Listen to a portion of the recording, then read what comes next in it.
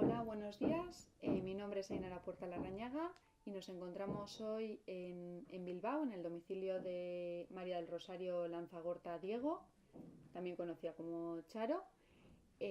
Hoy es 8 de noviembre del 2013 y ante mí tengo a Charo y antes de dar comienzo a la entrevista sí que me gustaría pedirle su consentimiento para que la entrevista pueda ser grabada y divulgada el día de mañana pues, al público. ¿Nos da su consentimiento? Sí, Vale, pues muchísimas gracias y vamos a dar comienzo a la entrevista. vale. En un principio quiero que me comente un poco, pues, dónde nació. Me ha comentado que que ha nacido en Bilbao, Ujú, pero sus padres habían nacido su madre nació en Cangas de Onís ujú. y su padre también nació En en Zaya Zaya. nació. Ujú. Pues es que yo nací en Bilbao, efectivamente, pero yo pertenezco a una familia que yo creo que ha tenido una inercia migratoria de toda la vida, de siglos atrás.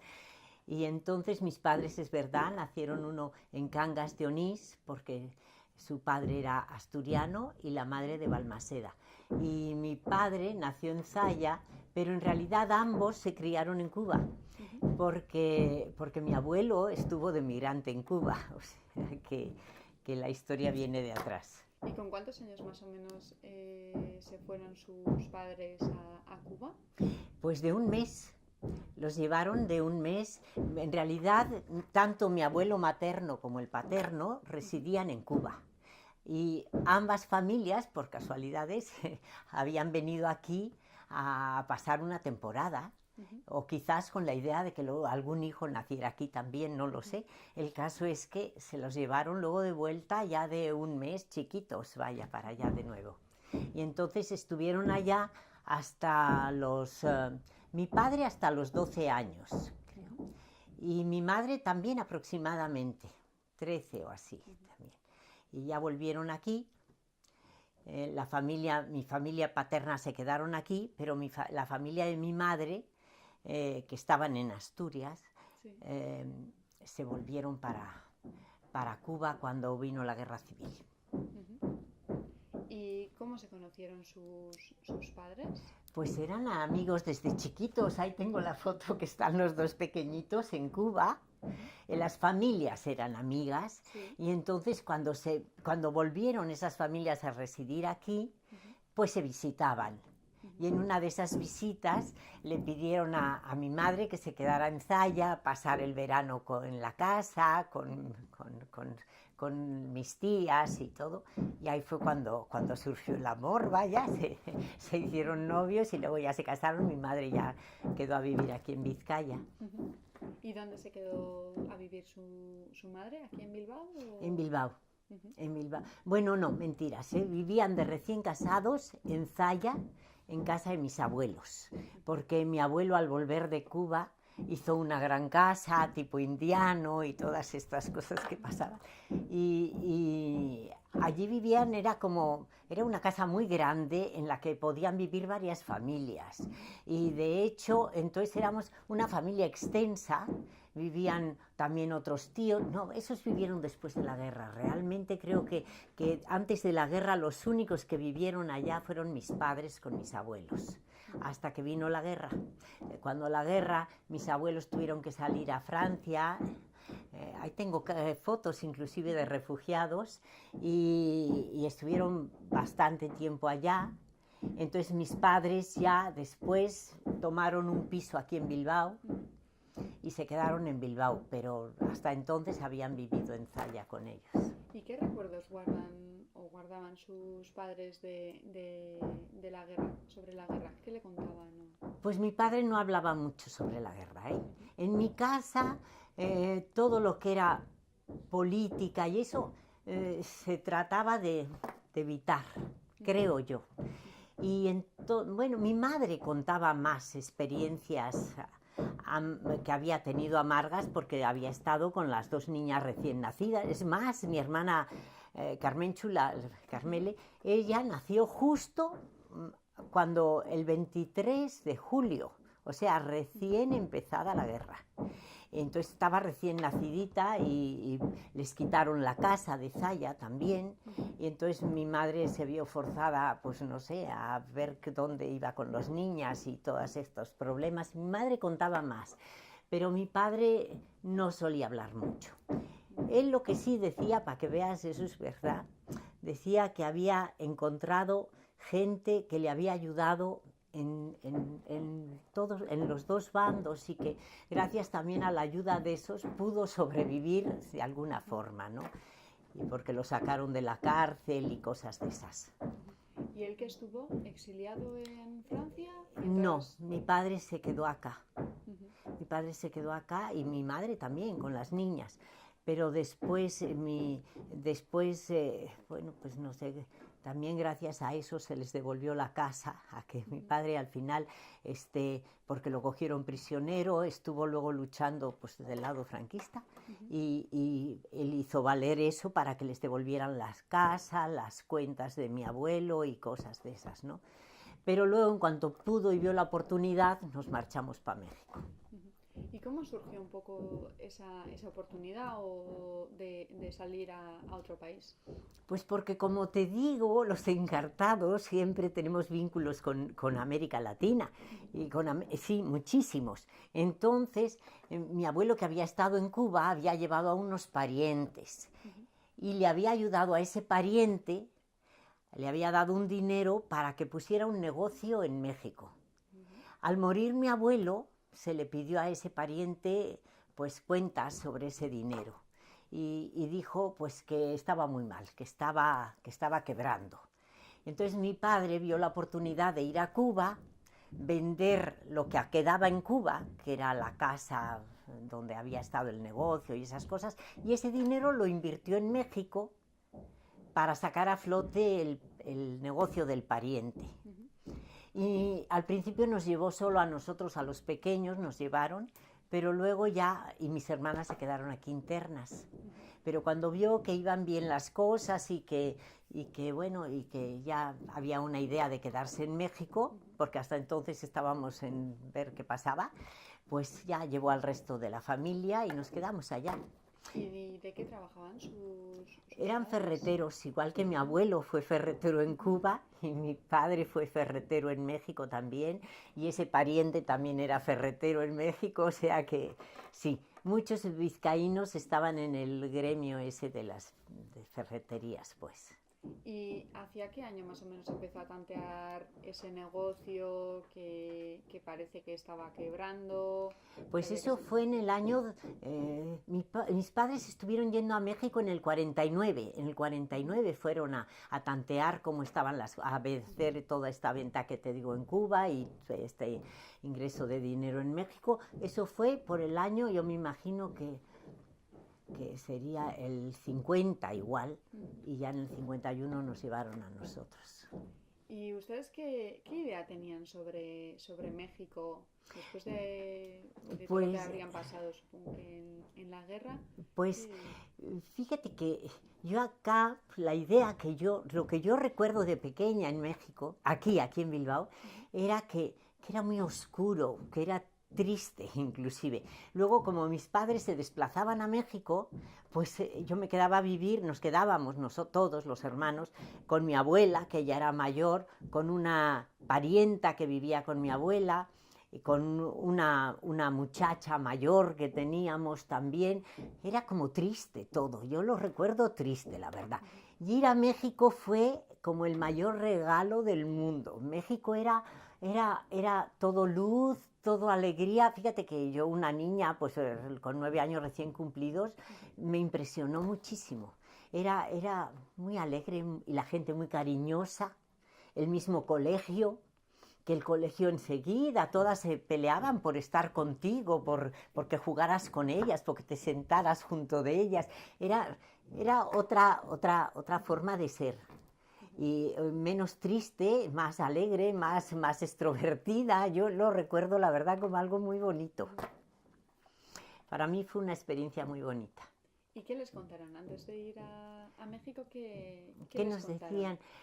Pues Es que mi madre era algo cubana, bueno, igual que mis tías, las de mis hermanas de mi padre, habían venido aquí ya con 18 años o algo así, ¿eh? Entonces, claro, pues en mi familia siempre ha habido un poco esa mezcla con América. No lo puedes evitar, eres mitad y mitad. Y entonces, pues me acuerdo que con mi madre sí nos comentaba, vais a ver qué bien vais a estar, pues no sé, vais a estar muy contentos, nos animaba, vaya, me acuerdo. Pero no es que no te sé decir, no me acuerdo de más cosas. ¿Y recuerda algo sobre el viaje? Sí, que fue larguísimo. Fueron 24 horas de viaje, paramos en Cuba, comimos con la familia de mi madre, porque fue un tiempo largo en Cuba, comimos con la familia de mi madre allí y probé la Coca-Cola, que me acuerdo que venía una niña cubana en el avión y decía, ay, ¿nunca has tomado Coca-Cola? Ay, pero sí es buenísima. Yo me parece una cosa como una medicina. Yo decía, qué cosa más fea. Sí, la Coca-Cola. Y luego también me llamó la atención ir a parar en Bermudas, que usaban todos los hombres pantalones cortos, y nos llamaba también la atención. En esas cosas pues te llaman la atención porque pues esto era muy conservador, era muy, muy cerrado, igual y claro, ver otros climas, otras formas de vivir y de actuar, pues te llamaba mucho la atención, la verdad. ¿Y todavía no habían nacido todos? ¿O? Ya habíamos nacido todos, pero a mis dos hermanas que habían nacido antes de la guerra, ¿Sí? las dejaron aquí, acabando sus estudios, se quedaron internas en Zaya. ¿Eran? Iciar y Carmele. Y después, nosotros tres, que éramos después de la guerra, Sí. nos llevábamos unos años, entonces así nosotros sí nos llevaron para allá. ¿Y cree que ha habido marcadas diferencias entre las dos hermanas mayores? La forma de ser, sí. yo creo que sí, fíjate. Creo que sí. Creo que somos distintos y a veces yo misma me lo he preguntado, que si sería por eso, porque aunque ya mis hermanas, todos viven en México actualmente y ellas, bueno, te iba a decir que son mexicanas, pues no es cierto, no, creo que la más mexicana he sido yo, pero ellas no están totalmente integradas, pero están totalmente integradas en una forma de vida, pero no en el México de verdad. No sé cómo explicar. En el profundo. Sí, porque en México son muchos Méxicos. Y entonces, pues afortunadamente o por desgracia o por lo que quieras, nosotros hemos vivido en un México privilegiado. Y ellas están integradas ahí, pero no igual en el México de verdad, vaya. Y en cuanto al carácter, ¿en qué nota esas diferencias entre los hermanos, entre los dos mayores y entre las dos mayores? Es difícil de explicar, porque además no quiero. Mis hermanas igual, yo las veo más problemáticas, pero no sé, es que igual se enfadan conmigo, igual se enfadan conmigo, las quiero mucho a las dos, que conste, pero sí, pues son diferentes. Nosotros somos más easygoing, más como menos problemáticos, que damos menos importancia igual a las cosas, no sé. Y podría ser cuestión que yo a veces lo he achacado a cuestiones de responsabilidad. Yo creo que la gente aquí es más responsable que en México, que aquí se toman la vida como algo más trascendental, más con una responsabilidad que a veces hace daño, de tanta responsabilidad, que yo también creo que soy así. O sea, pero por otro lado, es la filosofía de vida del mexicano, que es más que pues dejar pasar y no tomar tan a pecho las cosas. No sé cómo explicarte, Y mis hermanas igual en eso son más trascendentales y más... ¿Recuerdan algo ellas sobre la guerra o así? No, porque una estaba recién nacida y la otra tenía 2 años. 2 años. Sí. ¿Y sus abuelos se quedaron aquí cuando ustedes se marcharon a...? Mis abuelos volvieron de Francia cuando yo nací en el 42, que devolvieron la casa, que nos devolvieron la casa de Zalla y ellos volvieron. Y entonces, es que mi abuelo había sido alcalde de Zalla durante la República. Y luego ayudó a gente a salir de Zalla cuando las cosas se pusieron feas y todo eso, y por eso estaba perseguido. Entonces, pues también fueron denuncias y cosas que habían pasado en el pueblo, que luego costaba sobrellevar eso, ¿no?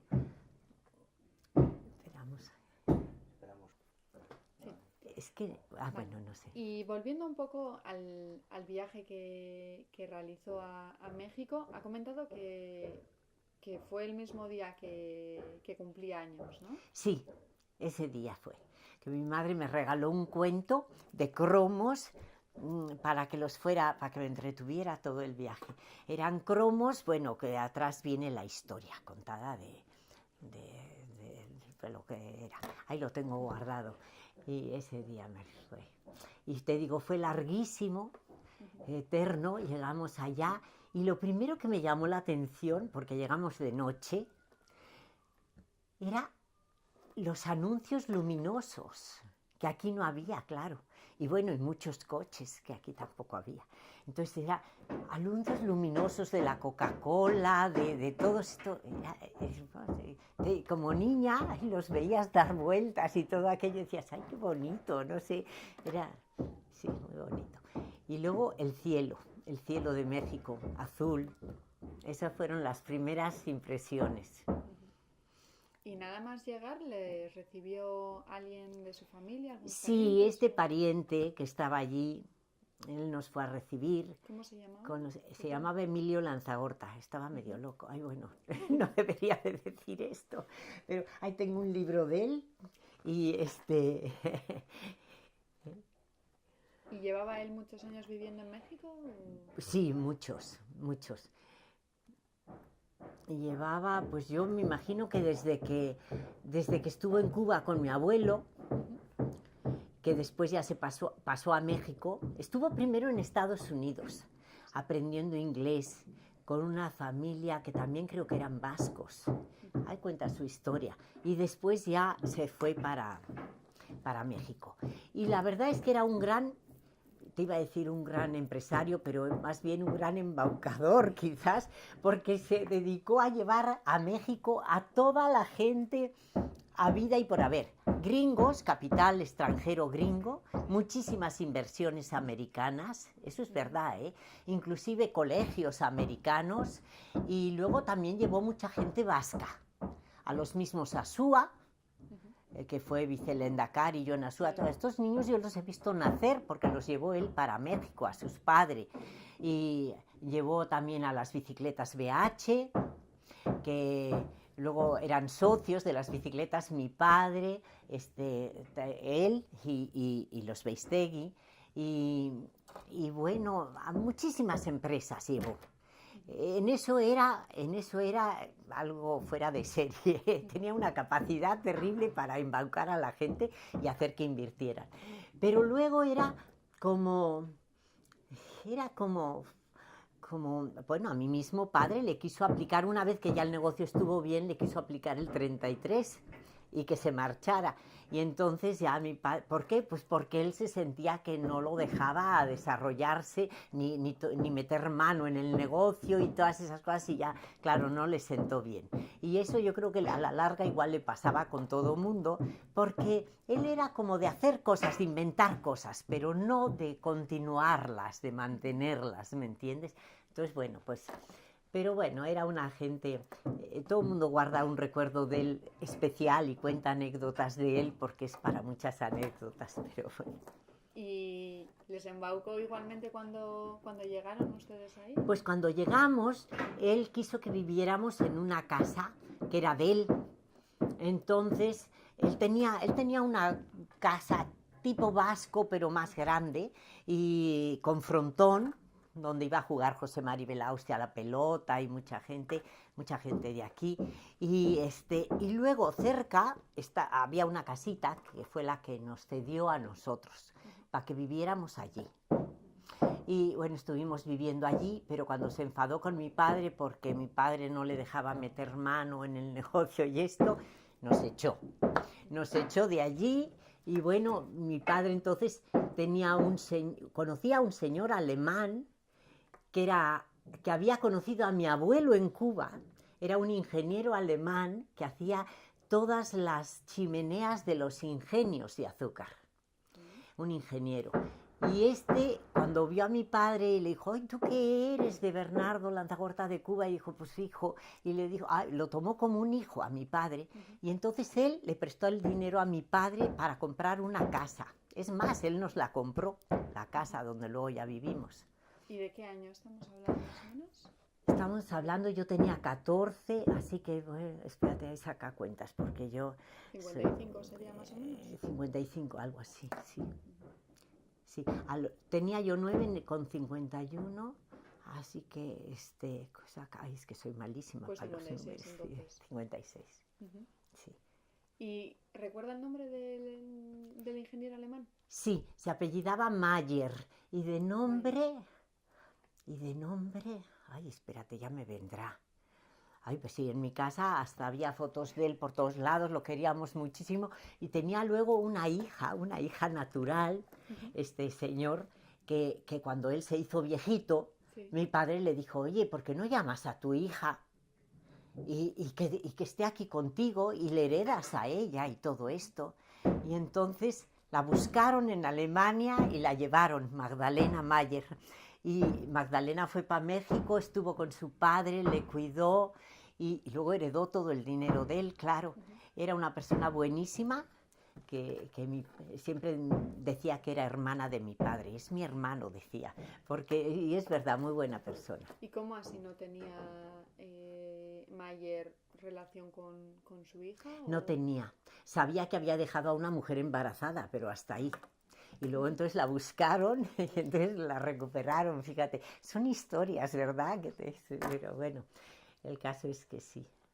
Y ya con 9 años, ya cuando llegó usted a México, ¿empezó ya en el colegio? Sí. ¿Qué supuso empezar en el colegio? Ay, pues para mí te digo que todas fueron buenas experiencias. Yo siempre digo que fue lo mejor que me pudo haber pasado.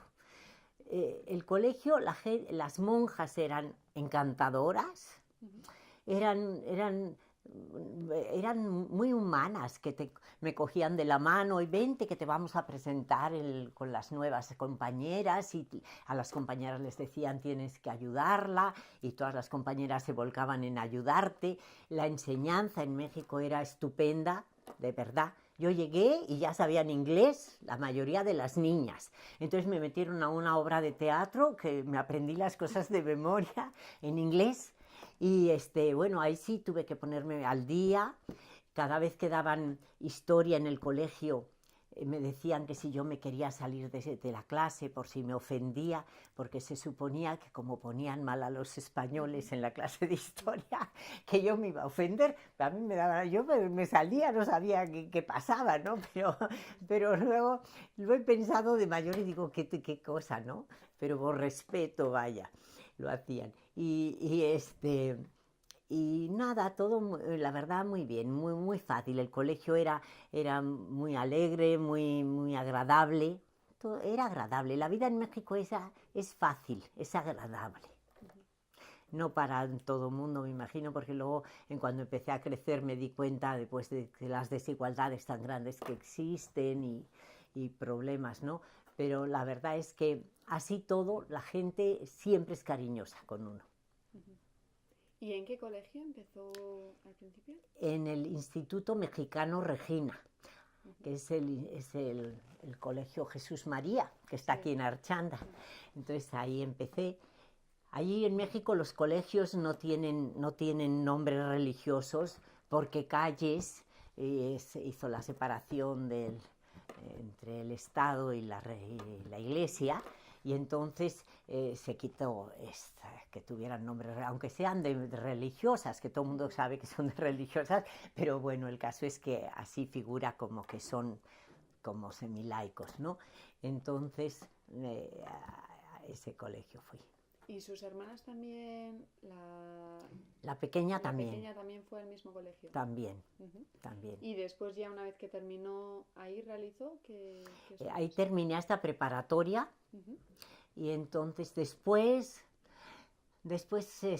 ay, bueno, es que hay una historia de por medio que, bueno, en realidad yo me iba a casar al poco tiempo con un chico de Llodio, de aquí, ujú, pero que lo conocía yo del centro vasco, porque iba ujú, al centro vasco desde toda la vida, pero murió en un accidente. Entonces para mí fue muy duro. Mis padres me mandaron para aquí, para Bilbao, sí, para que me distrajera. Entonces estuve 3 años aquí en Bilbao. ujú, Y fue cuando volví a tomar contacto con esto. Y estuve muy contenta, la verdad, ujú, muy, muy, muy a gusto.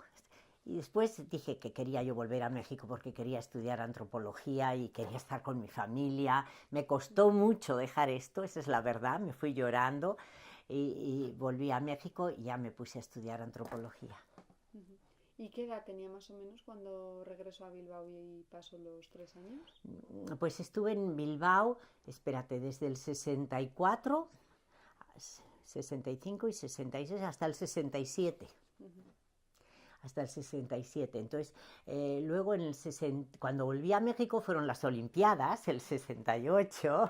Entonces participé como edecán allí en una tienda y atendiendo y lo que pude meterme, porque ujú, pues era muy emocionante eso, en la Villa Olímpica. Y después ya el 69 entré a antropología.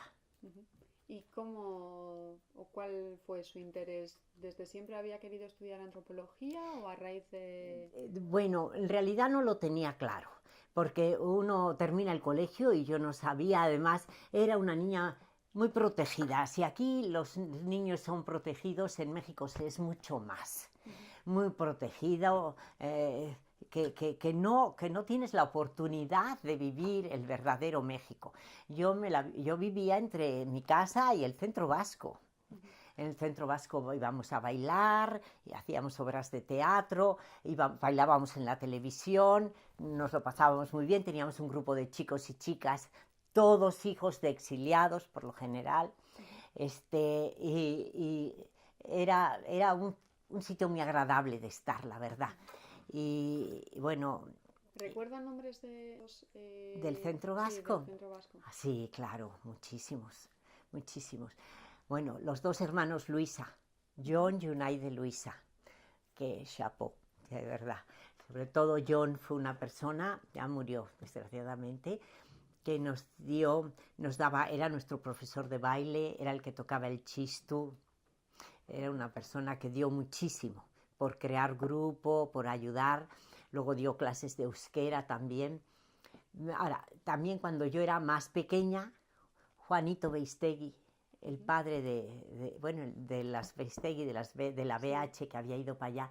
Juanito hizo muchísimo por el centro vasco. Ujú, Él fue el alma del centro vasco también una temporada, nos enseñaba euskera a los niños, a mí me enseñó a bailar algunos bailecitos cuando empecé a ir al centro vasco. ujú, Después él fue el que me llevó al centro vasco realmente, junto con sus hijos, y una persona muy participativa. Él había hecho la defensa de Guernica, él era ¿cómo del batallón, sí, sí. el jefe, y era una persona muy comprometida y estupenda. Juanito Beistegui estuvo allí una temporada, unos años, unos 5 años.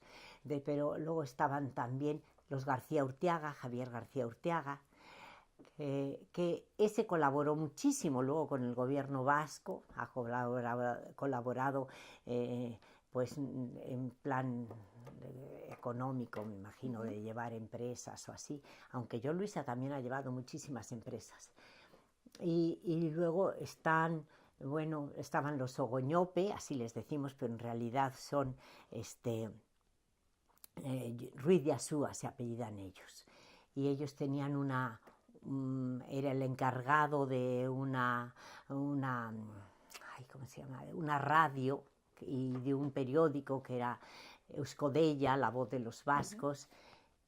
Y, y bueno, y también de dar noticias de aquí, junto con Maitena Jáuregui Belaustegui-Goitia, que ahora está aquí viviendo. Estaban, bueno, los Belaustegui-Goitia, todas las familias Belaustegui-Goitia, que son bastantes, con los hijos, los Jáuregui Belaustegui-Goitia, los Plaza Belaustegui-Goitia. Después estaban los Merodio, que también eran de aquí, de Bilbao. ¿Quién más estaba? Bueno, Garritz también, que Amaya Garritz hoy en día es una historiadora que ha hecho muchos libros sobre los vascos en México. Después, ¿quién no? Es que así ahora en este momento...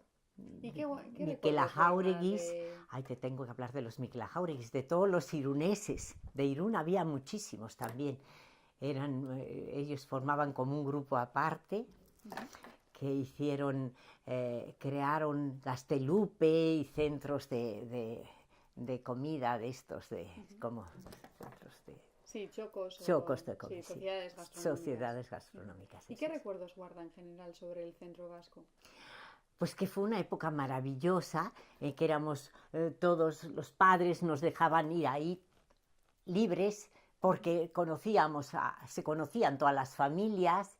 Entonces los jóvenes para nosotros era una época, fue estupendo. Hacíamos excursiones, bailes, no sé, de ahí surgieron muchísimas parejas también, que luego se casaron. Y bueno, era como una vida fácil, no sé, como poco de vivir y disfrutar, no pensabas en muchas cosas más. Después, a medida que aquí se fueron escindiendo los partidos, o que hubo ya, bueno, que surge ETA y todo esto, también repercute allí, y hay divisiones entre la gente. Sí hubo ya algunos problemas, pero hasta entonces pues habíamos sido un grupo de gente joven inconsciente. Yo eso es lo que recuerdo, vaya. ¿Y solían tener interés por saber noticias del País Vasco y así? ¿En ese momento? ¿O... Pues, ¿cómo te explicaré? Sí, hay algo que no sé, tú sabes que perteneces ahí. Es no sé cómo explicártelo, es un arraigo, sí, pero al mismo tiempo quieres muchísimo al sitio donde estás y vives donde estás, vives de lo que tienes ahí, ¿no? Y más siendo jóvenes, que yo te estoy hablando hasta los 20 años, ¿no? Pero sí es verdad que lo de aquí nos tiraba muchísimo, todo lo que fuera de aquí, todo noticias, sí, tonterías, recordar historias, y eso es verdad, que lo sigues viviendo, lo sigues manteniendo mucho. Había familias que más que otras. Mis padres venían todos los años, porque venían a estar con mis abuelos.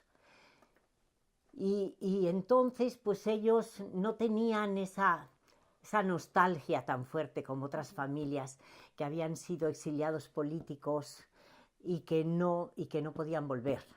Yo creo que esos la tenían más fuerte que en mi casa. Yo creo que en ellos fue algo más traumático también, ¿eh? Por ejemplo, con esta familia Miquela Jáuregui, con la Jáuregui Belaustegui-Goitia, que yo he tenido mucho contacto, yo sé que ellos lo vivieron mucho más fuerte, ese desarraigo, pues. Pero en mi casa no. Y en mi casa nunca trataron de que fuéramos,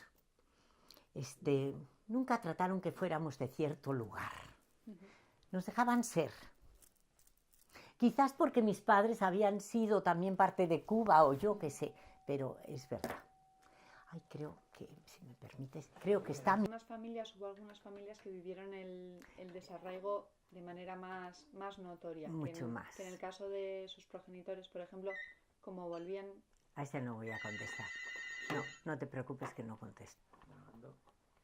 Que como volvían todos los veranos a su localidad natal, o, sí, bueno, o a Zaya a visitar, sí, a su familia, que no sentían tan profundamente ese desarraigo. Sí, yo creo que efectivamente que no lo tuvieron mis padres. Mi padre extrañaba muchísimo esto. Él hubiera querido volver. Inclusive, de hecho, insistió para volver, pero mi madre ya no quería porque estaban los hijos allá, los nietos, todo esto ya no quiso. Pero no se vivió como una constante, como fue en otras casas. Las casas de los emigrantes políticos, de la gente que estaba exiliada, que no podía volver y que ese desarraigo fue mucho más fuerte e insistente. Sí. No es que yo lo haya vivido, pero me lo han contado ellos y me lo han transmitido y efectivamente sí es así. ¿Y usted solía volver todos los veranos junto con sus padres? ¿O? No tenía esa necesidad. Volví cuando pasó el accidente de este chico, entonces sí, y me quedé varios años y te digo, estuve felicísima, pero entonces sí ya empecé a extrañar esto, pero antes de eso no. ¿Y cuando vino, se quedó en casa de sus abuelos paternos? ¿O? Es que mis padres conservaron el piso, tenían un piso donde yo nací, en la calle Ercilla, y allí ese lo conservaron. Y yo estuve allí viviendo con Iciar Beistegui, con la hija, que ellos ya habían vuelto para acá, los Beistegui que habían ido a poner la fábrica de bicicletas, habían vuelto para aquí. Y entonces Iciar, la hija mayor que era mi amiga, se vino a vivir conmigo, a acompañarme allí. Y ya cuando tomó la decisión de regresar a México, ¿qué sensaciones tenía? Pues es que, claro, yo venía con me dio mucha pena dejar Bilbao, muchísima,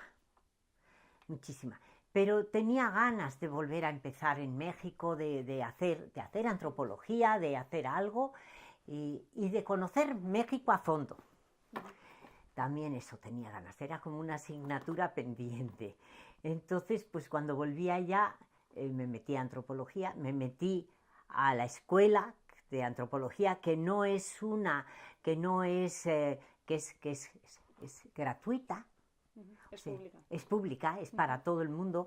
Entonces, inclusive cuando me metí, me pidieron explicaciones, me recibieron en un grupo de gente para que explicara por qué no iba a estudiar a la Universidad de los Jesuitas, por ejemplo.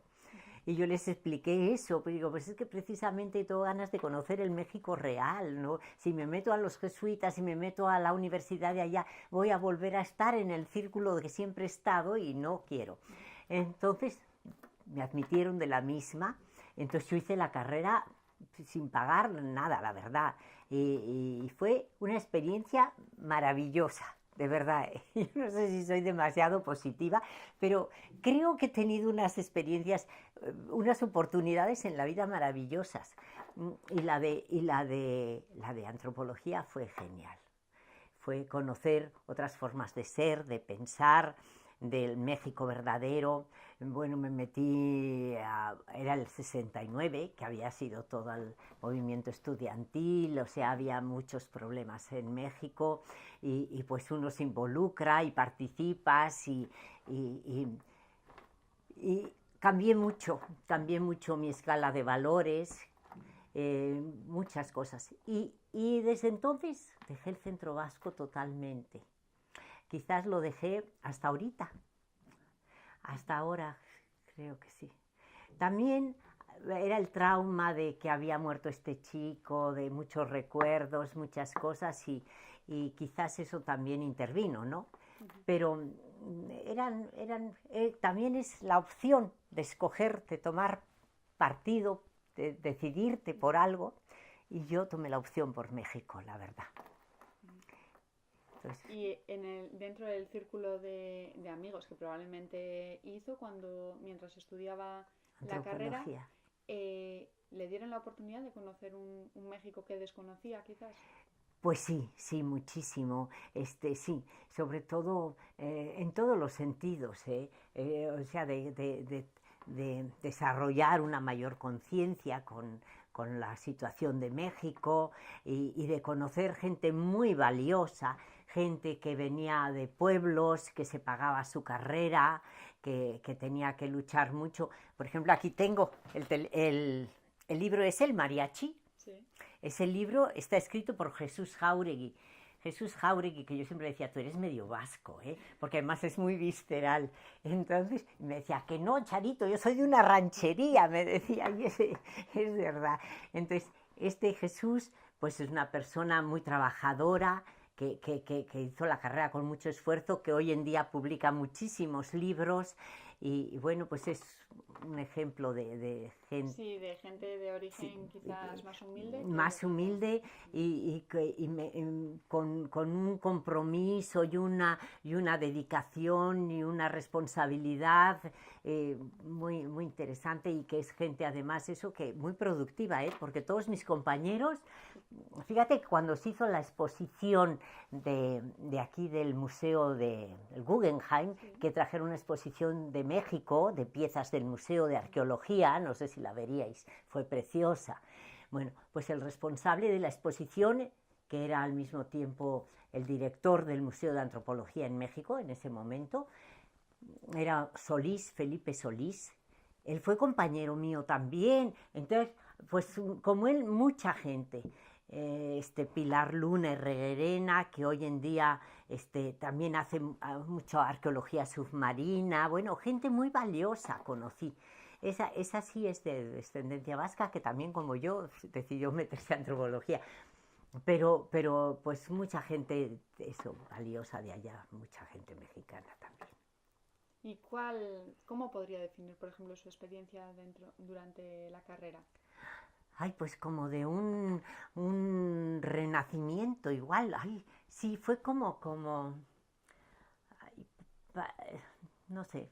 Redescubrir México. Redescubrirlo, sí, sí, conocerlo de verdad, porque claro, la antropología te exige ir por los pueblos, ir visitando las necesidades, que la gente te hable de sus problemas, porque no solamente tú igual vas a hacer una investigación concreta, pero la gente cuando la entrevistas te cuenta sus cosas. Entonces llega un momento en que te identificas mucho con ellos, que te involucras en sus problemas, que tratas también de ayudar, y bueno, es muy bonito. Para mí la antropología fue una pasión, y sigue siéndolo. Y me gusta muchísimo, y creo que fue la época más rica de mi vida. Bueno, luego la de los hijos también, pero ya es distinto, es otra. Y en esos momentos, ¿qué le comentaban en casa a sus padres cuando vieron que se estaba distanciando poco a poco? Pues sí, eso no te lo estoy contando, y es verdad, es verdad que ahí sí tuve medio problemas, porque mi madre en principio no aceptaba ni que estudiaras una carrera. Decía, no, ¿qué tienes que estarte yendo a la universidad y todas estas cosas? Me decía. Y claro, tenía problemas con ella. Y después me decía, ¿y esta gente con la que andas? Es que no hay uno sano, me decía, la pinta que tienen, y son todos revolucionarios, metidos en follones, y tú metida ahí con ellos. Y era verdad. Mi padre era mucho más comprensivo en ese sentido, porque con mi madre sí llegué a tener problemas. Además yo me quería ir de casa, quería ya vivir por mi cuenta, y esas cosas pues no las aceptaban, tenía problemas. Y entonces mi padre me solía decir, hija, en el fondo haces lo que yo igual también quise hacer de joven, y cosas de esas, ¿no? Él lo entendía más. Lo más que me decía era, ay, te empeñas en ponerte fea, me decía, porque como andabas siempre vestida, pues como muchas veces con huipiles, o un poco, los antropólogos siempre tienen fama de ser, sobre todo la Escuela de México es muy combativa, era muy combativa, porque la antropología que estudiábamos en México no era una antropología cultural, era una antropología económica, era una antropología marxista. Entonces, pues era muy combativa. Entonces, bueno, pues sí me ocasionó problemas, eso es verdad. Y además tengo que reconocer, también es cierto, que hubo un sector que tampoco me acababan de admitir totalmente. O sea, sí hubo algunos detalles en clases como un profesor que una vez me dijo, he aquí la voz de la burguesía. Por mí me puse a llorar, que fue terrible, pero es que la verdad me dolía, porque uno trataba de ser como todo el mundo, y yo trabajaba al parejo que todo el mundo, y también trabajaba para mantenerme. Trataba yo, aunque viviera con mis padres, pero bueno, entonces después de esa lucha, tú te sentías como un poco incomprendida por aquellos, ¿no? Que ahora yo digo que todos son un poco burgueses, todos somos, pero bueno. Porque durante ese tiempo que ella estuvo También trabajando. trabajé, sí, sí. ¿En un proyecto relacionado con la...?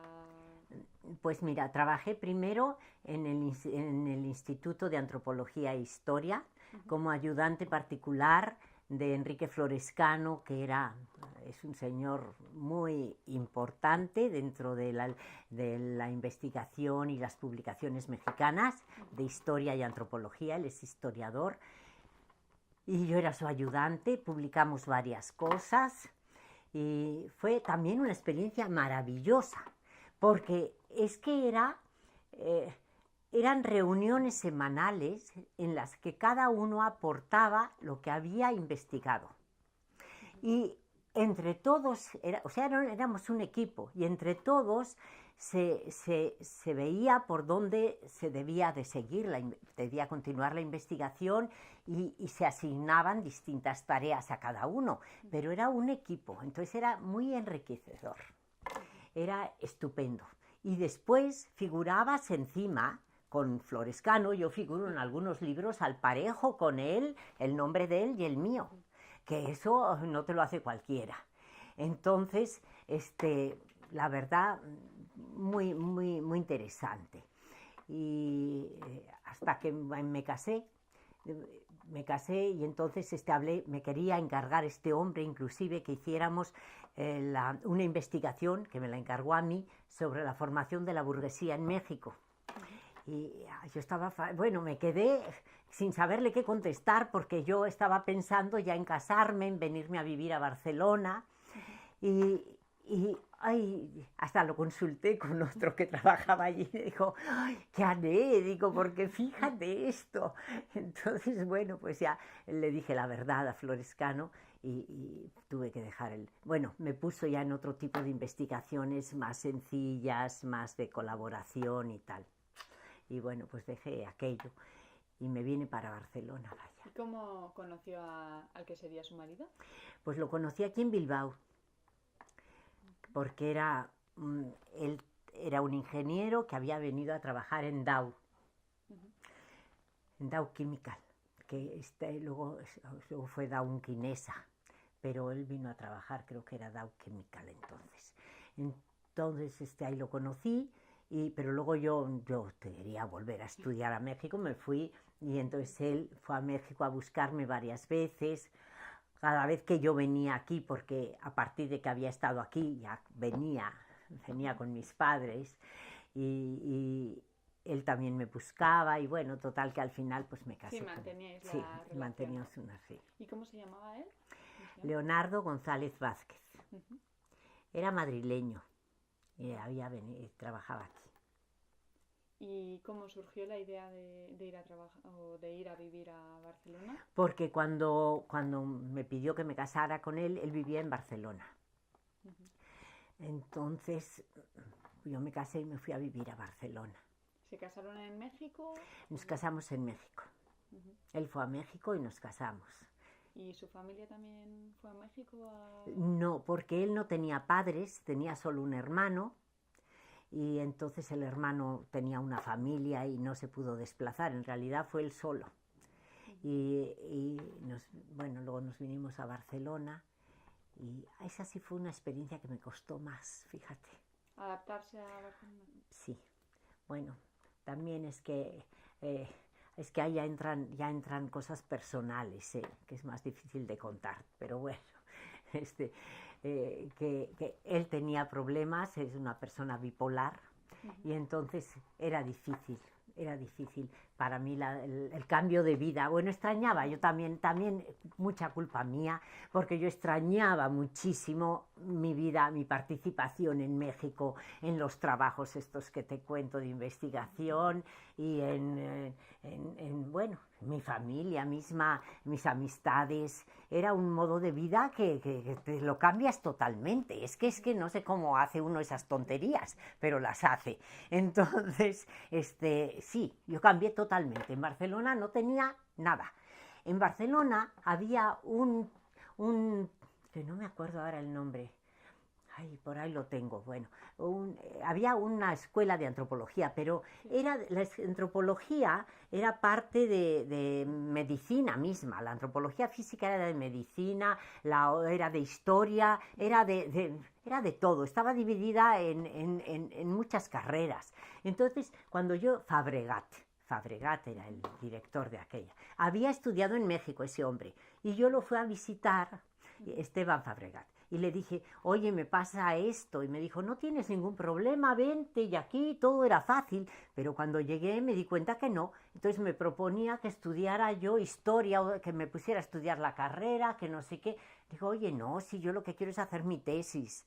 Entonces, bueno, pues total que no tenía oportunidad. Para trabajar en algo de ciencias sociales, tuve que meterme en Cáritas, con un señor en Cáritas que, bueno, no me pagaba, por supuesto, creo que hasta pagaba yo.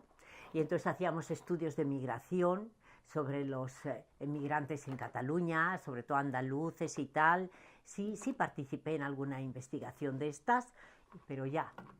Y bueno, en Barcelona viví 5 años. Empecé luego a tener mis hijos y ya. ¿Qué recuerdo guarda del nacimiento de sus hijos? Pues me fui a México a tenerlos, porque ese era mi regalo por tener hijos, oye, volver a México. Entonces me fui a México y justo era un congreso de americanistas en México, que lo organizaba Enrique Florescano, con la chica que quedó en mi lugar, que era una chica Gil de Carranza, su familia, y yo me acuerdo que tuve al niño. Y bueno, sí, en primeras, yo todo el mundo que dice que son muy conscientes de que el embarazo, de que ya, pues yo creo que es algo claro, es algo cultural que se los van metiendo, porque la verdad, hasta que no ves al niño, pues es cuando dices, ¡ay, qué barbaridad! Es mi hijo y es mi responsabilidad. Y entonces, sí, pues ya te sientes atada a ese niño, pero atada en el sentido positivo, ¿no? Sí. De que un vínculo con él, pero yo así todo hacía huequitos para irme al Congreso, ¿eh? En cuanto podía me iba al Congreso. Y mi madre me acuerdo que me dijo, oye, hija, este hijo es tuyo y a ver cómo le haces, pero yo no me lo dejas aquí, que si te vas al Congreso y todas estas cosas. Bueno, total que sí, ahora... Esperamos un segundo. Ahora, mis hijos pues son maravillosos y pues es lo que te da fuerzas, la verdad. A mí me dio fuerzas durante todo mi matrimonio y tuve un matrimonio muy inestable porque pues de Barcelona luego nos fuimos a Madrid. En Madrid estuvimos 2 años, pero es que además montando negocios que siempre acabábamos muy mal económicamente.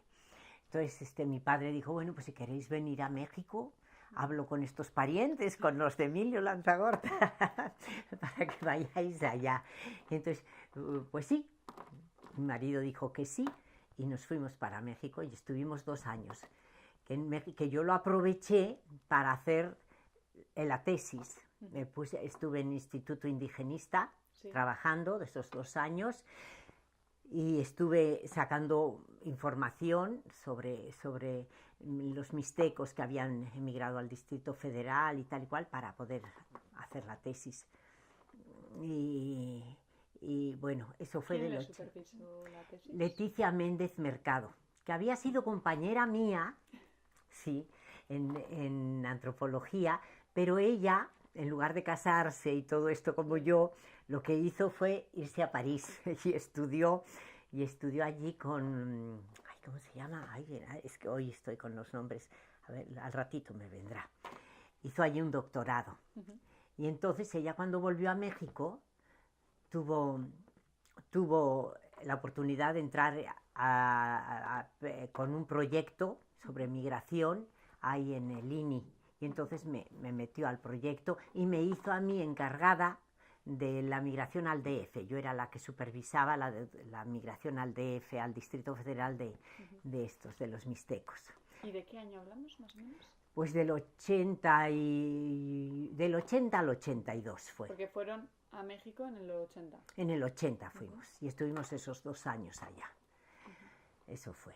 ¿Y cómo les comentaron la noticia a sus hijos? Porque sus hijos tendrían unos pocos años, ¿no? Sí, eran pequeños. Mis hijos, la verdad es que vivían contentos donde estábamos en Madrid, vivían contentos. La niña era muy chiquita, Ursúa era muy chiquita, pero Íñigo sí, tenía muchos amiguitos allá. Pero fíjate que él no resintió tanto el cambio a Estados Unidos, No fue a Estados Unidos, a México. A México, como conocía a sus primos, porque los primos vienen mucho, mis hermanas todas se han casado con personas de aquí y vuelven. Entonces, a los primos tenían contacto con ellos. Después estábamos en casa de mis padres al principio. Bueno, en realidad todo el rato estuvimos, porque sí, estuvimos todo el rato, porque me puse a buscar piso, pero entre que esto ya, como las cosas no iban bien, porque la verdad a mi marido le costó muchísimo, él sí que le costó muchísimo, porque como tenía problemas de depresiones y así, pues le afectaba muchísimo el cambio y la forma de ser de allí, no la entendía. Es que también hay que entenderla, eso es lo que pasa, a la gente de aquí luego le cuesta entender la forma de ser de allá. Y le costó mucho. Entonces, como estábamos en una situación muy inestable, pues tampoco te acababas de marcharte de ahí. Sí. Entonces, pero mis hijos fueron felices en México y no les afectó. La verdad no, tenían amiguitos, el colegio muy contentos, porque el colegio allí te lo hacen muy sencillo, no es tanto memorizar como aquí, que aquí es una de memoria que hay que poner en práctica. Allí no, es mucho más sencillo, con ejercicios prácticos y así aprenden. Entonces estuvieron muy contentos, eso es verdad. Y luego mi marido tomó contacto con una empresa americana para irse a Estados Unidos, para exportar un producto americano de recauche para las llantas, para las ruedas, por toda América Latina. Entonces él se marchó para Estados Unidos, él se marchó antes, se marchó en el 81, pero como no teníamos el permiso para ir a Estados Unidos nosotros, pues tardamos en ir. ¿Y él por qué tenía ese permiso? ¿Porque firmó el contrato, entonces le facilitaron todos los trámites? Sí, le facilitaron los trámites para poderse ir a Estados Unidos. Porque usted contaba con la nacionalidad tanto española como la mexicana. Sí, sí. Y él era español.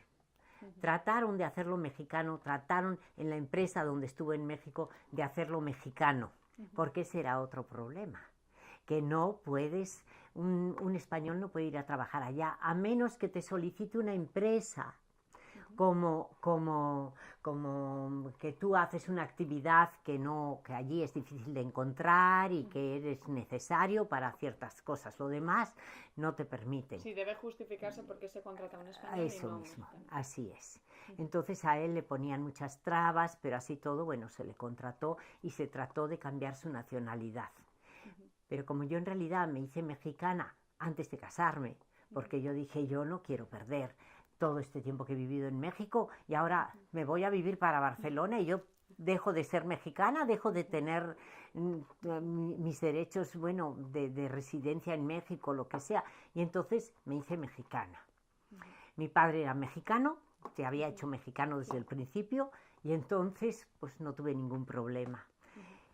Y él no, él sí tuvo. Bueno, el caso es que se marchó para Estados Unidos y luego ya al año nos reclamó a nosotros. Y a mí la experiencia de Estados Unidos también me pareció muy dura. Yo no sé si son las circunstancias de mi matrimonio, de que era inestable, que era con problemas, pero de todas formas Estados Unidos a mí me pareció un país invivible. Así lo digo, francamente, ¿eh? Y eso que me otorgaron la Green Card y desde el principio y todo. Bueno, pues pero es que sientes una inestabilidad muy grande viviendo allí. Bueno, también yo no tenía a nadie, no conocía a nadie, pero los asaltos eran frecuentes. ¿En qué zona vivía? Vivía en Miami, en una colonia que se llama Miami Springs. Miami Springs es como un pueblito cerca del aeropuerto, pegado al aeropuerto, y tiene una escuela, tiene una escuela católica que los niños, depende de la iglesia, entonces estaba subvencionada por la iglesia y era más barata la educación al mismo tiempo que era privada. Eso por un lado, tiene su propia policía, su propia cárcel, es como un pueblo. Sí, entonces, bueno, ahí estaba, que el sitio era muy agradable, ¿eh? El sitio era bonito, tiene hasta un campo de golf público, eso sí, en todo eso tengo que decir que es cierto, tiene un campo de golf. Vivían muchos pelotaris del Hayalay, también tenía un centro recreativo, que también era público, muy, muy bueno, donde mi hijo iba a nadar todos los días al equipo de natación. Todo eso es verdad, pero es una inestabilidad, porque claro, tú no tienes una seguridad social, nosotros no la teníamos, porque es distinto un empleado que vaya con una empresa española, por ejemplo, que vaya ya con con un seguro de enfermedad y que la empresa le pague bien y tal. No, nosotros íbamos a lo que Dios nos diera, a entender. ¿Por qué? Porque mi marido es verdad que fue con esta empresa americana, pero para cuando yo llegué ya había dejado a la empresa americana y entonces él decidió montar su propia empresa ya no me acuerdo de qué era, creo que también era de recauche. Entonces pues entraba muy poco dinero y esperaba que me acuerde de los tiempos. Y como no había dinero, en el colegio de mis hijos, que en aquel momento no era el de la iglesia, sino que era un colegio cubano, necesitaban un profesor de ciencias, y yo le dije, mira, te he encontrado trabajo como profesor de ciencias en el colegio. Total que se fue al colegio a dar clases de ciencia, y yo también entré como profesora de castellano con los niños. Y ese colegio era, como dicen en México, un desmadre.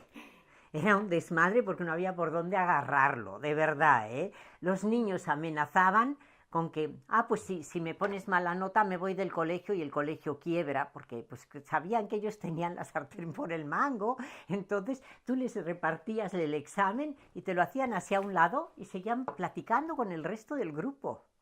Era algo increíble. Entonces, bueno, tenías para captar su atención y para entusiasmarlos y tal, pues hacía que yo los dejaba que bailaran en la clase y todo, y que hicieran concursos y que hicieran traducciones de canciones del inglés al español y al revés, porque es que era la única forma de motivarlos, pues, ¿no? Lo demás no les interesaba en absoluto. Películas americanas que he visto de profesores en situaciones así, yo me acordaba y decía, bueno, igual estoy viviendo lo de la película. Entonces, bueno, pues ahí estuvimos. ¿Y sus hijos fueron a ese mismo colegio? A ese colegio. A ese colegio fue al primer colegio al que los llevé. ¿Y cuando ya entró a clase a sus hijos? Sí, no, porque yo daba a los mayores, a partir de séptimo hasta que se graduaban. Y mi marido también. Y mis hijos estaban todavía en primaria. Estaban en primaria, pero bueno, total que ese colegio acabó, no había fundamento, no había nada de nada, y cuando ya lo conoces por dentro todavía peor. Entonces, para esto, mi marido tomaba, bueno, es que las historias de Estados Unidos dan para un libro, tomaba karate, y le debieron de dar una patada, y entonces se le desprendió la retina. Y al desprenderse la retina, pues lo tuvieron que internar. Fue a verse y le dijeron, de aquí no te dejamos salir porque tienes desprendimiento de retina. Y entonces él dijo, es que no puedo operarme porque esto cuesta dinero, costaba $10.000, me acuerdo, y nosotros no lo tenemos. A nosotros nos pagaban $2.000 a los dos, entre los dos. Él ganaba 1.300 o 1.200 y yo 800. Y de hipoteca pagábamos 1.300. O sea que fíjate lo que nos quedaba para vivir. Eso era que yo decía, yo no sé qué hacemos aquí porque es absurdo. Bueno, el caso es que él dijo, no podemos pagar esta operación.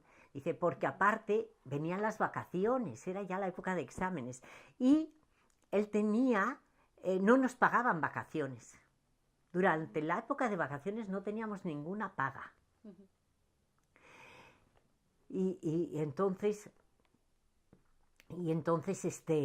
pues no se podía hacer. Pero él entonces le dijeron que lo podía ir pagando a plastazos. Entonces, bueno, pues todos los años que estuvimos en Estados Unidos estuvimos pagando esa operación, ¿eh? Pero bueno, lo operaron, lo dejaron estupendamente bien porque los institutos estos son muy buenos en Estados Unidos, era el Bascom Palmer, especializado en la vista y todo. Pero claro, yo no lo podía ni ir a ver porque entonces yo tomé sus clases para los exámenes, más las mías, bueno, muy difícil la verdad. Y bueno, y después de eso yo le dije, oye, es que así no podemos estar, porque para esto no estamos acá. Y entonces dijo él, bueno, pues sí, me voy a preparar, y estudió para broker de finanzas. Entonces hizo unas oposiciones, unos exámenes más que oposiciones, sí, unos exámenes, y se hizo broker de finanzas y entró a trabajar a una compañía de broker. Y ahí nos fue rete bien. Nos fue muy bien porque, claro, toda la gente conocida de México invertía dinero. Y entonces llegó a ser hasta subdirector de la compañía, porque en Estados Unidos no te pagan, no tenías un sueldo. Y la mayoría de los trabajos son así, ¿eh? En Nueva York, en Miami también, son comisiones. Tú ganas a comisión, no tienes un sueldo fijo. Y él, pues como tenía comisiones y todo el mundo conocido metía dinero por allá, pues olvídate, le fue muy bien. Pero como era inestable, pues decidió dejar y dejó y puso su propia compañía, y su propia compañía la montó con un cubano, y total que eran dos sin ningún respaldo por detrás de ningún banco ni ninguna financiero. Sí. Entonces, pues la gente ya empezó a dejar de invertir, claro. Y era un sueldo, había que pagar por el alquiler de esa oficina, y me acuerdo que eran $4.000 al mes, cosa que pues no podíamos. Total que al final se hizo de todo.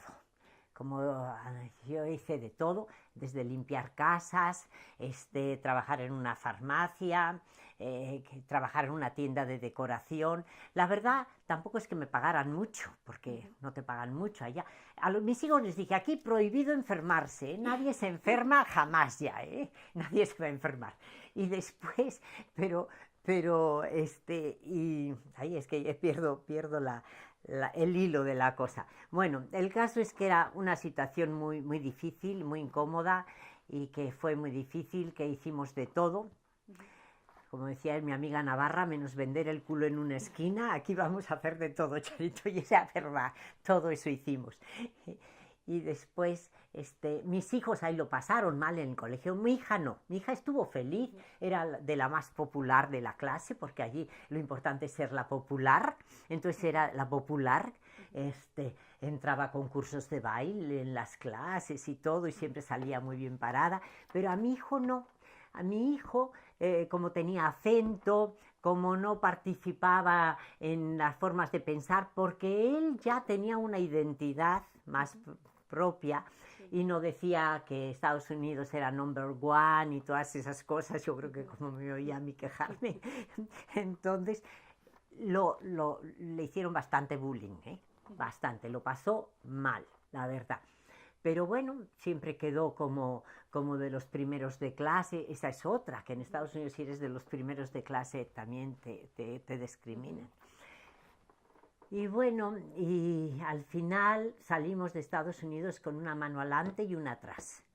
Pero es un sitio donde te digo que lo pasas mal, por eso, porque no tenía una seguridad social, porque los negocios con los que hacías tratos, como por ejemplo uno, el de que iba a arreglar el tejado de la casa, porque en la casa, como son unos tejados de pacotilla, son madera, le echan chapopote luego y ya.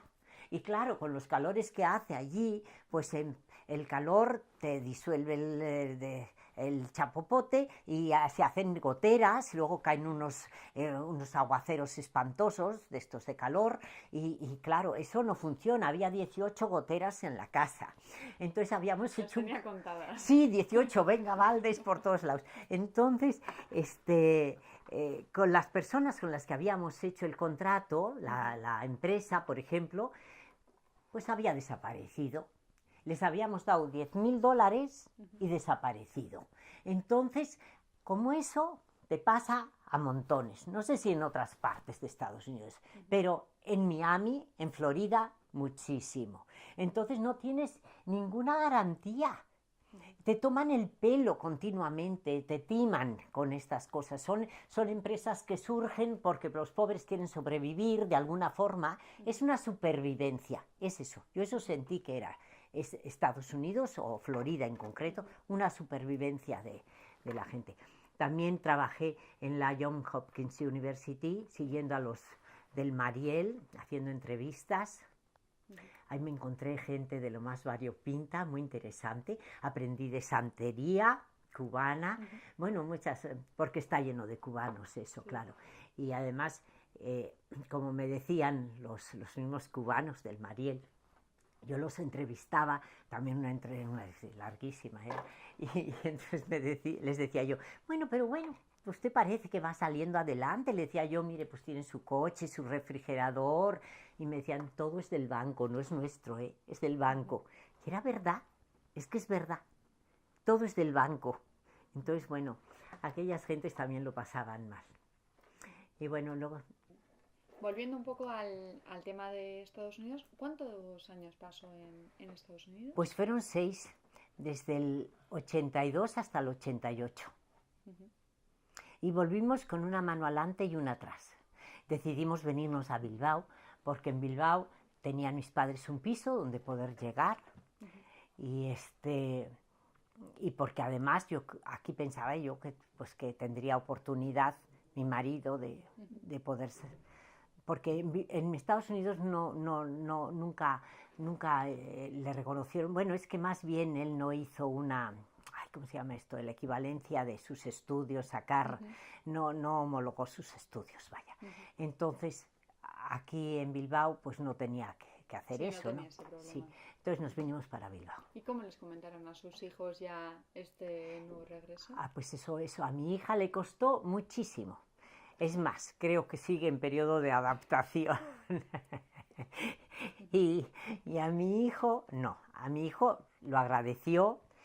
Aquí entró al colegio y estuvo feliz. Aquí no tuvo ningún problema en el colegio. Estuvo felicísimo. Después se marchó a estudiar veterinaria a Zaragoza y también feliz. Ahora está casado en Lleida y ahí también está contento. Así que pero mi hija no, a mi hija la verdad fue un trauma fuerte. Pues les comentamos pues que no teníamos oportunidad de poder salir adelante económicamente, que teníamos, había deudas y había una serie de cosas. Y entonces, pues que lo mejor era venirnos. Entonces nos vinimos. ¿Y cómo recuerdas ese viaje? Ay, yo feliz. Para mí fue volverme a sentir en casa, al volver a Bilbao, en casa, a gusto, de verdad, ¿eh? Ay, sí. No, aquí había muchas personas conocidas de México, había primos míos también ahí. Y bueno, yo aquí me sentía arropada. Me sentía arropada y no tenía ganas de moverme nunca jamás. Me acuerdo que se lo comenté a una señora de Bilbao y me decía, ay, pero es que lo mío ha sido muy triste porque nada más del piso de arriba a la tienda y de la tienda a esto y no he vivido más. Me decía, a mí me das envidia tú. Y yo le decía, ay, pues yo ya estoy harta de tanta vuelta, ya quiero estar quieta. Es verdad, venía con muchas ganas de estar quieta ya en un sitio, de no moverme. Entonces, bueno, pues aquí en Bilbao, pues te digo, sí, ahora sí que lo tenemos aquí mismo. Lo bueno es que no son... no. Vale, nos estaba comentando un poquito sobre el regreso que supuso de Estados Unidos a Bilbao. Sí, que para mi hija sí fue traumático. Para los demás no. Los demás estábamos muy contentos, pero para ella sí le costó mucho, porque es otra forma de vida. Y sobre todo el colegio le costó muchísimo, porque allí era un colegio mixto, un colegio en el que había actividades así de, pues eso, de que hacían desfiles de modas, hacían concursos de baile, cosas de esas, y claro, aquí no, aquí era estudiar de una forma, además memorizar, y todo esto le costó. Y luego también decía que eran muy pijas las niñas, no las soportaba. No, que son unas pijas, bueno. Y hasta la fecha realmente yo creo que le sigue, que está en una actitud, que la actitud de rebeldía que tuvo entonces como que le continúa. Bueno, pero bueno, la verdad es que yo creo que aquí uno está muy bien, eso es cierto. Estás muy a gusto, muy tranquilo. Quizás hay menos movimiento que en otros lados, menos movimiento de... Pues la vida está más estructurada, es todo más hecho, eso sí. En México es todo como inesperado, como a salto de mata. Estados Unidos es como que sorpréndeme, ¿no? Yo así lo veía. Pero es verdad. Pero bueno, el caso es que ella estudió acá luego su carrera, ya estuvo más contenta en la universidad, estuvo mucho más contenta. Y bueno, aquí está. ¿Y usted les enseñó, tuvieron algún problema en cuanto al idioma? Porque en casa aprendieron en castellano. Ah, es verdad, tienes razón, mira, ya no me acordaba de este detalle. Sí, efectivamente, es que ya ha pasado tanto, que Ushua había aprendido a leer y a escribir. Ay, es que mira, es que, ¿sabes qué pasa? Que lo piso. Bueno, te lo piso. Creo, ya lo voy a cambiar de sitio, así. Eso, y lo voy pisando y por eso es que... Y que aparte me muevo mucho. No. Sí, ahora sí. Estamos comentando un poco el tema del idioma, ¿verdad? Sí, ella había aprendido a leer y a escribir en inglés. No sabía leer en castellano, ni sabía escribir, claro. Entonces, a leer yo la introduje allí un poco y también a escribir un poco, pero... Casualidad, el primer día de clase le mandaron un dictado. Entonces se puso como a temblar porque era lo que más miedo le tenía, claro. Bueno, ya salió de ello. Luego sacó muy buenas notas, la verdad. Pero sí es cierto, yo precisamente le metí a las damas irlandesas pensando en eso. Luego resultó que ella decía que eran muy pijas todas, pero la cosa es que mi idea fue que conservara el inglés. Y sí le costó, sí. Mi hijo, además a Ushua le hicieron repetir año, repitió un año para que, como entraba, creo que entraba también a cuarto de primaria, pero ya había hecho cuarto allá, pero aquí lo repitió. A mi hijo opinaron que era mejor que ya se metiera a secundaria de la misma y que lo afrontara como pudiera. Entonces sí le pusimos a algún profesor para que le ayudara en algunas cosas, porque también le pasaron a la pizarra, porque en Estados Unidos estaban mucho más atrasados en cuestiones de matemáticas. Entonces, allá él siempre tuvo unas notas estupendas, pero vivía de los réditos de lo que había aprendido en México, porque yo creo que en Estados Unidos yo nunca le vi estudiar ni hacer nada de nada. Entonces, cuando vino acá le pasaron a la pizarra y le dijeron, oye, hazme una regla del 3. Entonces él cogió y escribió 3, 6, 9, 12. Y la profesora le dijo, oye, ¿me estás tomando el pelo? Y entonces él ya no sabía de qué iba aquello. Y claro, se fue a sentar y vino con nosotros a decirnos, me ha dicho la profesora que le tomo el pelo, porque le dije, ¿por qué puse esto? Entonces ya le pusimos a alguna persona que le pusiera al día. Y bueno, sacó los estudios, sí, pero sí tuvieron dificultades los dos. Les costó, sí, ponerse al día con el resto de los alumnos. Y cuando eran pequeños, ¿qué valores trato de inculcarles? Pues mira, cuando estábamos en Barcelona, como claro, a mí me daba rabia no saber euskera y que todo el mundo hablara en catalán. Y yo decía, pues yo les tengo que algo tienen que oír este niño. Y le ponía todo el día música vasca todo el día. Y sí, muchísimo. Después ya se me pasó un poco la onda, ¿no? Pero sí traté. Y sí es verdad, ellos dicen, yo no lo recuerdo así, porque uno no se da ni cuenta que lo hace, pero ellos dicen que yo siempre les hablaba mucho de todo lo vasco, de Euskadi, de esto mucho. Inclusive cuando veníamos me los llevaba al monte a recorrer caseríos, íbamos a buscar de dónde viene el caserío no sé quién, y los llevaba por ahí siempre, ¿eh? Pero y México también. México también, pues porque sí, porque son las dos vivencias mías más fuertes. Y ellos dicen que mucho. Yo no era consciente de tanto, pero inclusive mi hija al principio me tenía un poco de manía porque ella sentía que la idea de haber venido a Bilbao era obsesión mía y que al final por eso habíamos venido, ¿no? Entonces luego ya he ido entendiendo que fueron las circunstancias económicas, que no había más remedio y que bueno, que fue algo afortunado que apareció por ahí, pero sí. Y mientras estaban en Estados Unidos, ¿también mantenían el contacto con sus padres, sus tíos? Sí, mucho, porque mis padres pasaban mucho por allá y nosotros íbamos a México también, bastante. Y inclusive aquí también, aquí también, porque mis padres, o a veces ellos nos invitaron, o cuando mi marido estuvo bien económicamente, que te digo que estaba en esa compañía de broker y tal, también nos pagó algún viaje. Que habéis pasado mucho, iros allá a distraeros, que luego lo aprovechó para poner la compañía esa otra mientras yo estaba fuera. Eso también todo hay que decirlo, pero así fue. Sí, o sea que sí vinimos vinimos como 2 veces aquí y a México más. Sí, que eran los aniversarios de mis padres o cosas de esas, nos invitaban y volvíamos. Y ya una vez que regresaron a Bilbao, ¿se dedicó también a continuar con las investigaciones que estaba llevando a cabo? ¿O? Sí. Eso nunca lo he dejado. También ha sido una constante. Yo siempre, la antropología, te digo, es una pasión y entonces me metí a estudiar antropología cuando pude.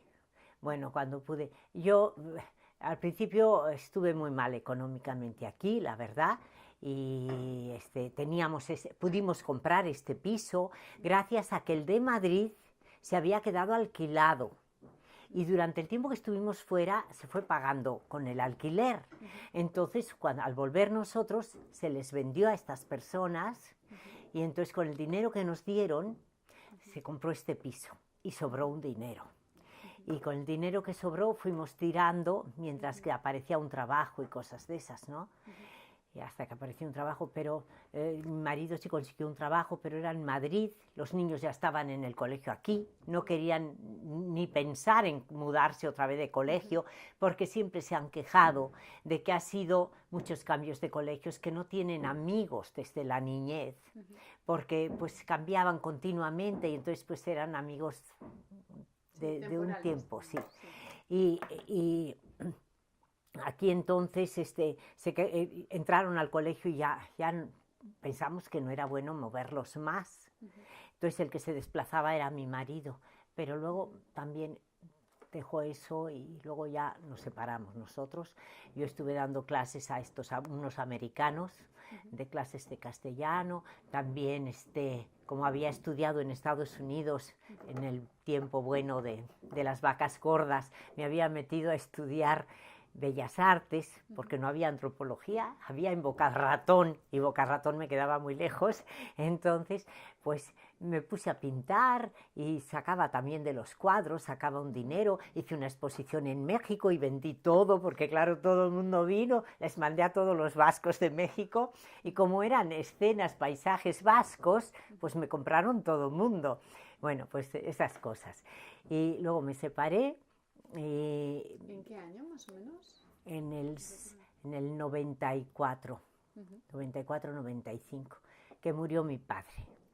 Entonces fui a México a la muerte de mi padre y todo, y luego ya me separé.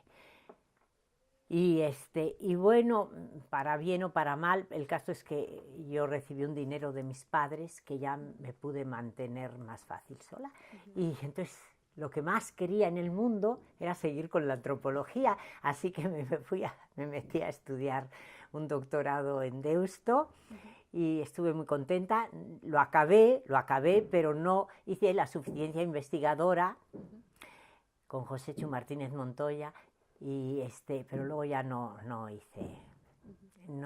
terminé, no hice la tesis, vaya. ¿Cuánto tiempo fueron estos estudios? Ay, ¿cuánto tiempo estuve? Yo creo que fue por ahí lo tengo, pero es que así, fíjate que se me van las fechas, los números, todo lo que es números, los boicoteo.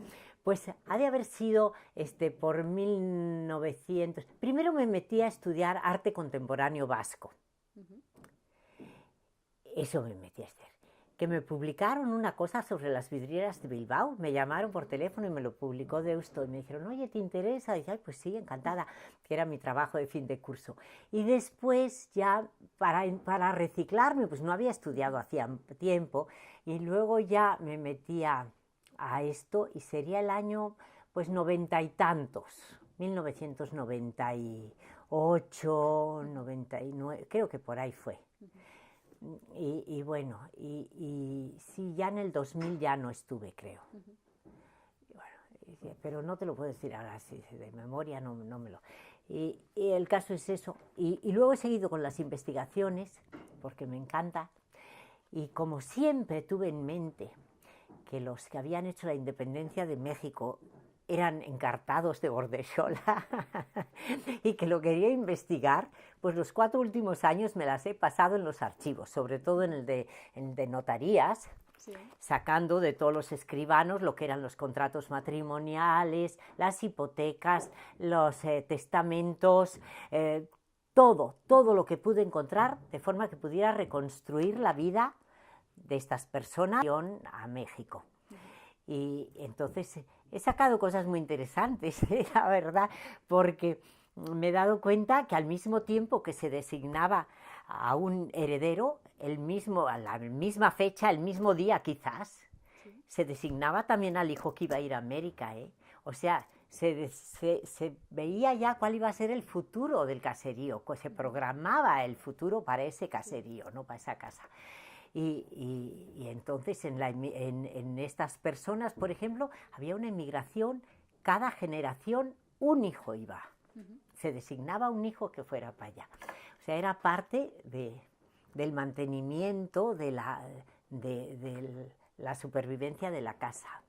Sí, de hecho la antropóloga Inma ya comentó, Inma Ruiz. Bueno, la antropóloga Inma, yo le di todo el trabajo. Y aquí lo tengo que decir porque todo el trabajo, inclusive no sé si ir a pleito con ella. Todo. Ese fue mi proyecto toda la vida. Yo fui la que hice toda la investigación y puedo demostrarlo porque tengo en los archivos, en todos, yo fui la que pedía todos los documentos y firmaba por ellos. Consta por ello.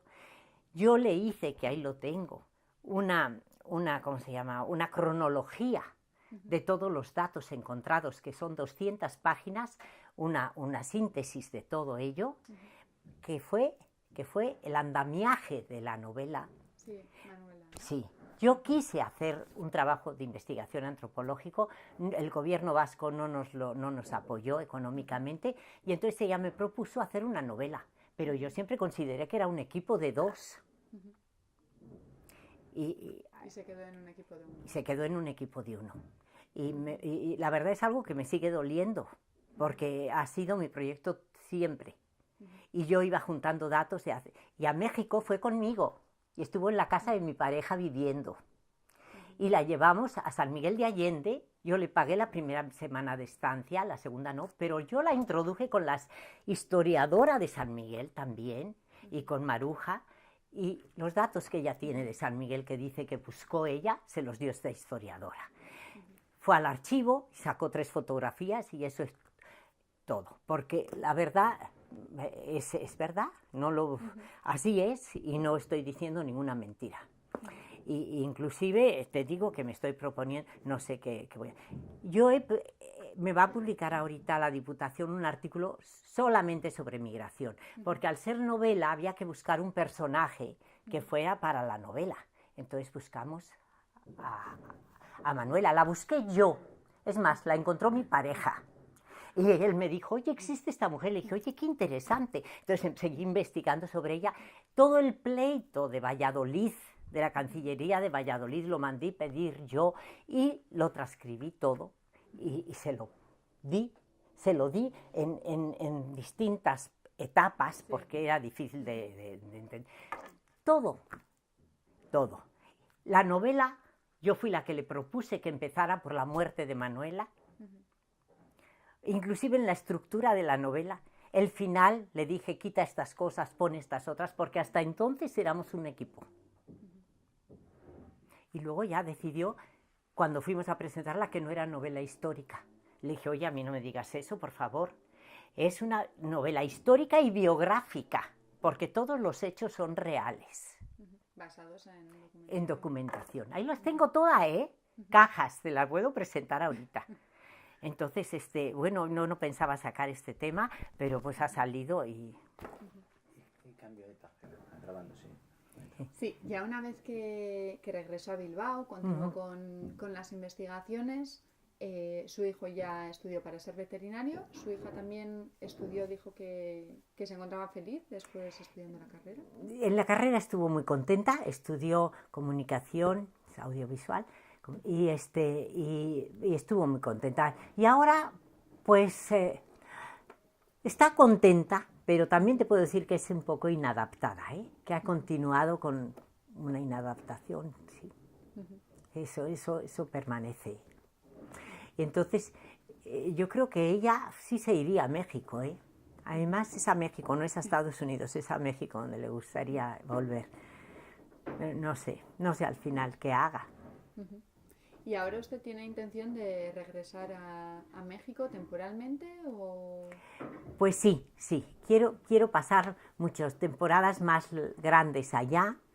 Te digo, allí tengo una jubilación, allí tengo a mis hermanas y pienso pasar, mi pareja también, pienso pasar temporadas más largas allá. ¿Su pareja que es mexicana? O... Pues él es de los del Centro Vasco, para que veas. El retorno resuelto bueno. Fíjate, entonces. Es de los del Centro Vasco, que conozco desde niña, y que luego vino aquí de visita, y pues ya nos emparejamos y suele venir, y luego yo voy para allá, ahorita acabo de regresar y todo eso. ¿Y cómo se llama? Se llama Javier Miquela Jauregui, y es de los refugiados políticos que son de Irún.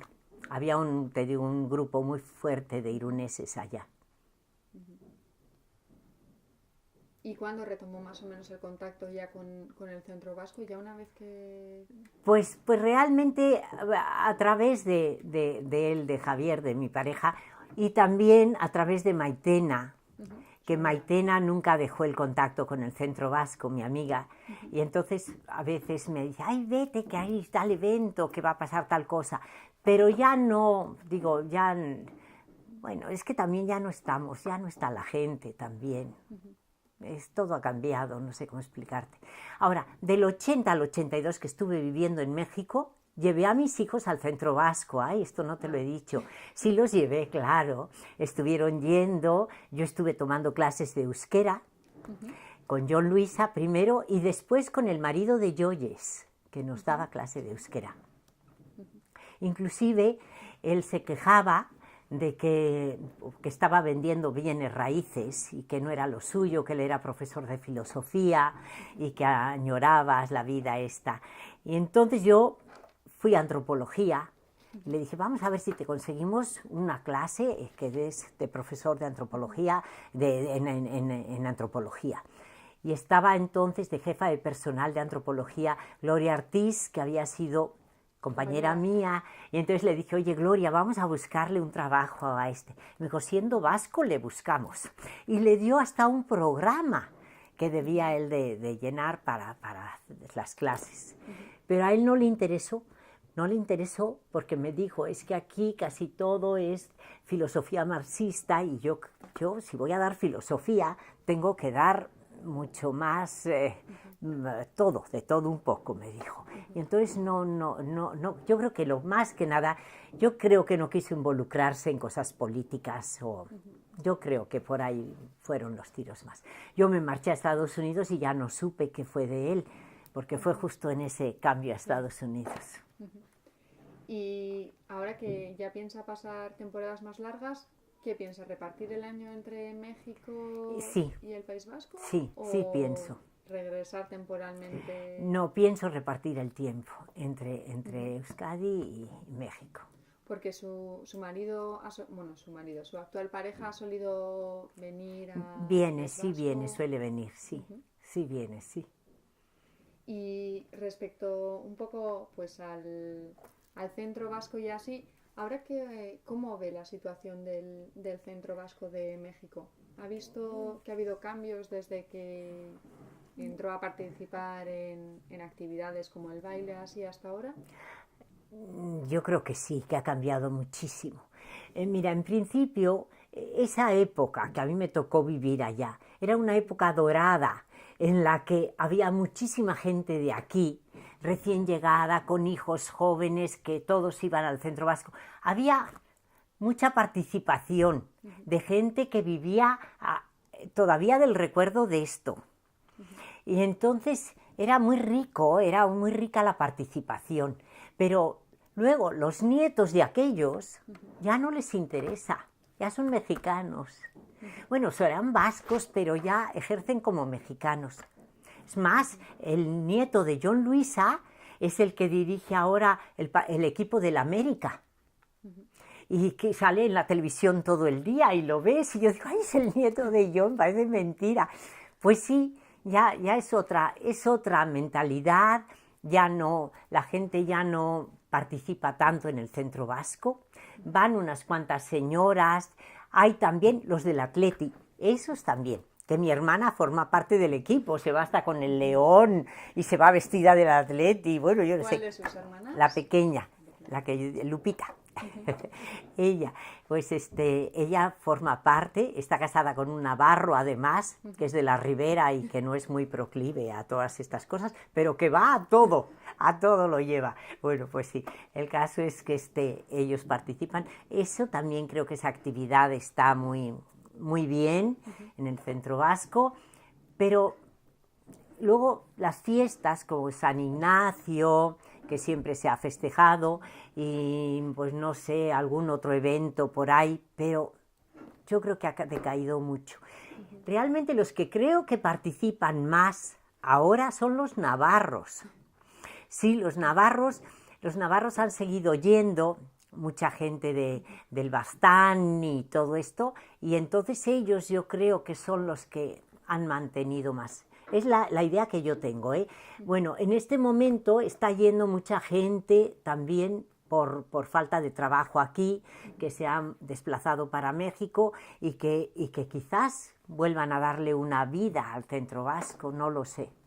¿Cree que puede ser una nueva inyección de...? Puede ser, ojalá, porque es muy bonito. Fíjate que hablando ahora en México con una señora de Llodio, con Begoña Laresgoiti, me dijo que para ella su juventud, pero ella ya tiene 90 años, Y me dijo, para mí mi juventud en el centro vasco fue preciosa, dice, porque yo le dije, pues igual que la mía, Begoña, una generación igual o unos años, Sí. pero sí, no tanto como una generación, pero sí unos años después, y sin embargo, las dos vivimos esa experiencia tan bonita, y ella, sin embargo, no era por la guerra civil, no fue, a mí me tocó la gente de la guerra civil, pero a ella no, ellas fueron antiguos residentes, y sin embargo, también dice que era así, que era un ambiente muy sano, muy de vivir lo de...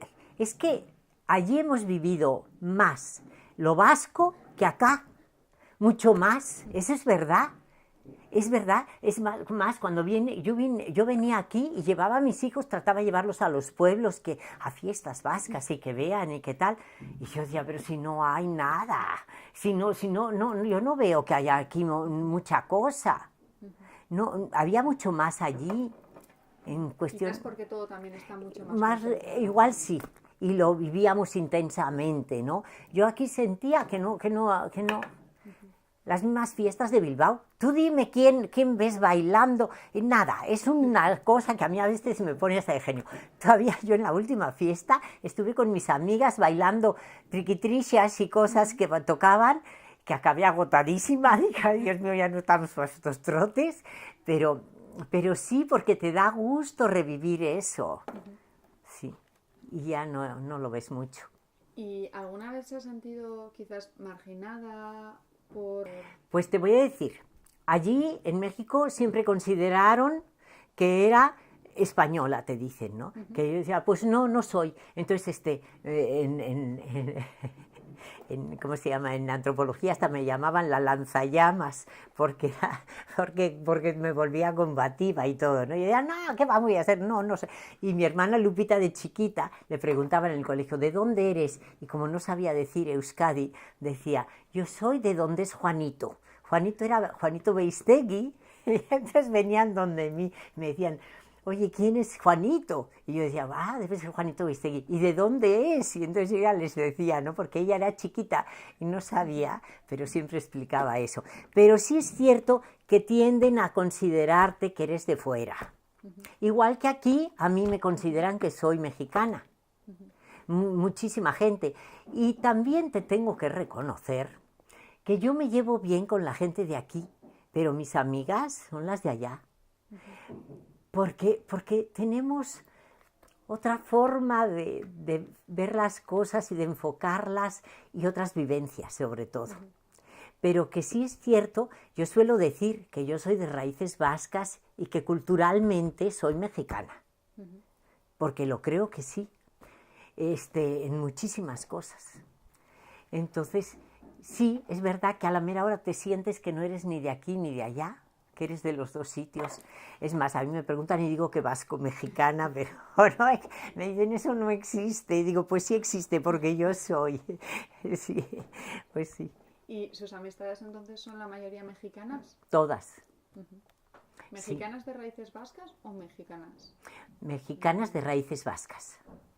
Y sí, porque mexicana tenía a la mujer del alcalde, Anabelita, que me llevaba, es que me llevo mejor con los mexicanos que con los... Bueno, ya ves lo que me ha pasado con Inma, simplemente, fíjate. Entonces, a mí con los mexicanos nunca me han hecho esas cosas, nunca.